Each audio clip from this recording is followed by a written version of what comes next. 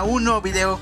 Hoy le voy a contar el libro original de cómo el Grinch robó la Navidad.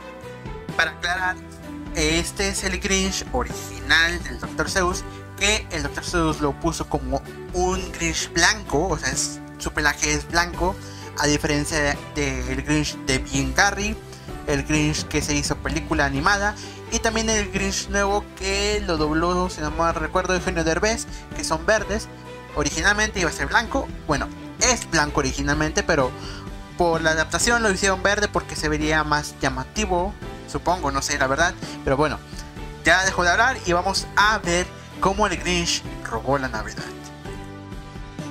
El Grinch tiene el corazón 3 veces más pequeño que el resto de los habitantes de Villa Quién.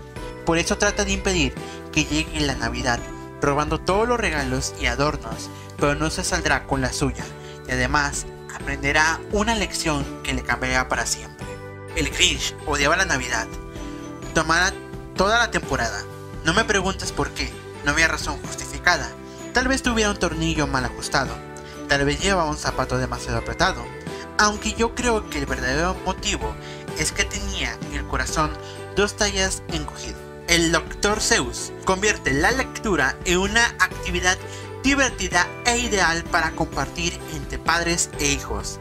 La combinación de rimas y la mezcla única de ritmo y repetición facilita el aprendizaje y el reconocimiento de nuevas palabras. ¿Cómo el Grinch robó la Navidad? ¿Cómo el Grinch robó la Navidad? A todos los Quién de Villa Quién, la Navidad le encantaba. Pero el Grinch, que vivía justo al norte de Villa Quién, no le gustaba nada. El Grinch odiaba la Navidad toda la temporada. No me preguntes por qué, no había razón justificada. Tal vez tuviera un tornillo mal ajustado, tal vez llevaba un zapato demasiado apretado, aunque yo creo que el verdadero motivo es que tenía el corazón 2 tallas encogido. Pero fuese cual fuese la razón, zapatos o corazón, en Nochebuena miraba a los Quién con desagrado, fijando la vista en la cálida luz del poblado, con un grinchesco gesto avinigrado, porque sabía que en ese momento aciago, cada quien en Villa Quién estaba atareado, colgando una corona de muérdago, y estarán colgando los calcetines. Gruñó con desprecio: mañana es Navidad, ¿es que no hay derecho? Refunfuñó, y con sus dedos de Grinch empezó a tamborear. Debo encontrar la manera de evitar que llegue la Navidad. ¿Por qué? Porque sabía que la mañana siguiente todos los niños y niñas Quién se levantarían muy temprano para jugar a Tutiplén. Y entonces, ese ruido, cómo lo odiaba, ruido, lo despertaba. Después los Quién, grandes y pequeños, se sentarían a celebrar un festín. Y celebrarían un festín.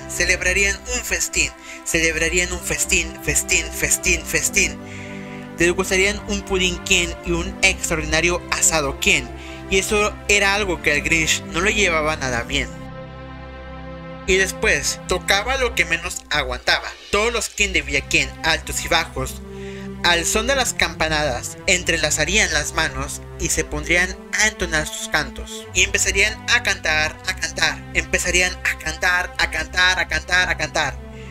Cuanto más pensaba en los Quién cantando a coro, más pensaba el Grinch: debo acabar de una vez con todo.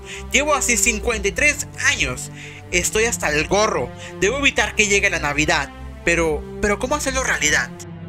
Entonces se le ocurrió una idea espantosa. Al Grinch se le ocurrió una idea maravillosa y espantosa. Ya sé lo que voy a hacer. Soltó una risotada con el morbo y confeccionó un traje de Papá Noel con su abrigo y su gorro, y se carcajeó y cacareó: menuda ocurrencia grinchesca más cruel. Con este abrigo y este gorro soy clavadito a Papá Noel. Y ahora solo me falta un reno.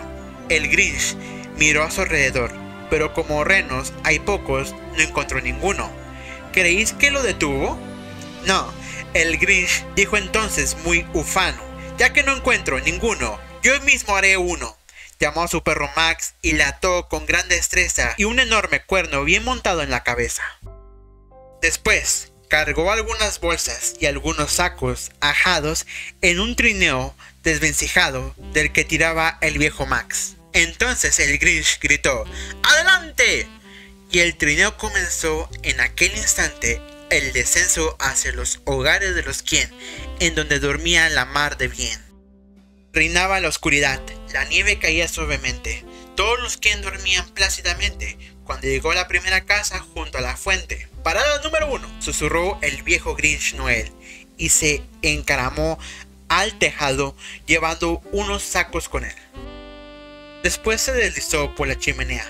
Era un paso muy estrecho, pero el Grinch también lo haría si Papá Noel lo había hecho. Se quedó una vez atascado en un suspiro, pero al final logró sacar la cabeza por el tiro. Los pequeños calcetines de los Quien colgaban en fila de 9. Estos calcetines, se recogió, serán lo primero que me lleve.